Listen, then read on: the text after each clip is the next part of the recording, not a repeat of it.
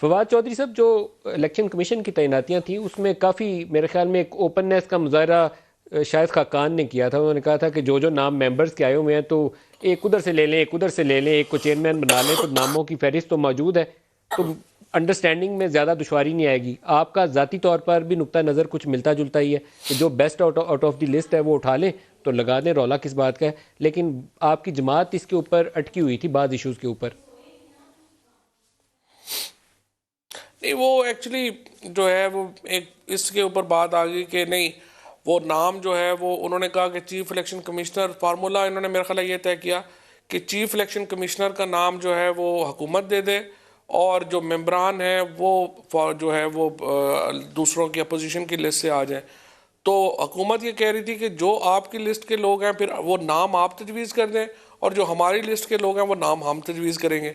तो वो इसके ऊपर आ गया, उन्होंने कहा कि नहीं, आपकी लिस्ट के 3 में से कोई भी नाम हम दे देंगे, हमारी लिस्ट में से कोई नाम आप दे देंगे। तो इस तरह एक छोटी सी बात के ऊपर ही वो बात लंबी हो गई। लेकिन बहरहाल अब एक आ गया है, मेरा ख्याल है वो नए नामों का अब आ गया है। तो नए नाम जो है वो अब मंडे तक जो है वो आ जाएंगे। बाकी जो मेंबरान है उसके ऊपर तो तकरीबन मामला तय हो गया। चीफ इलेक्शन कमिश्नर के मामले के ऊपर जो है वो नए नाम जो है वो आने हैं, तो मंडे को इंशाल्लाह वो नए नामों में से किसी पर इत्तेफाक हो जाएगा। क्या ये बुनियाद चलेगी? अभी कानून साजी आप अपोजिशन के बगैर कर नहीं सकते, सेनेट में जाके मामला अटक जाते हैं। तो अगर ये अंडरस्टैंडिंग डेवलप हुई है तो इसको लेकर आगे चलें। पाकिस्तान में मईशत के लोगों के बहुत से मसाइल हैं, बेरोज़गारी से। आज भी वर्ल्ड बैंक की रिपोर्ट आई है, उसने ग्रोथ फोरकास्ट हमारी पहले से कम कर दी है, 2.4% पे ले गए रवा साल। तो हमारे पास बहुत बड़ा चैलेंज है, इस लड़ाइयों के लिए वक्त नहीं है इस कौम के पास। नहीं, मैं आपसे एग्री हूँ। उसकी वजह है कि स्टेबिलिटी चाहिए आपको इकोनॉमी को चलाने के लिए, और जब तक ये स्टेबिलिटी नहीं आएगी उस वक्त तक आप इकोनॉमी को आगे चला नहीं सकते। तो मेरा ये ख्याल है कि जो ये आर्मी एक्ट से जो बात शुरू हुई है उससे डेफिनेटली एक कंसेंसस तो डेवलप हुआ है। एक दूसरे के वजूद को मान के ही आगे चलना पड़ता है ना जी।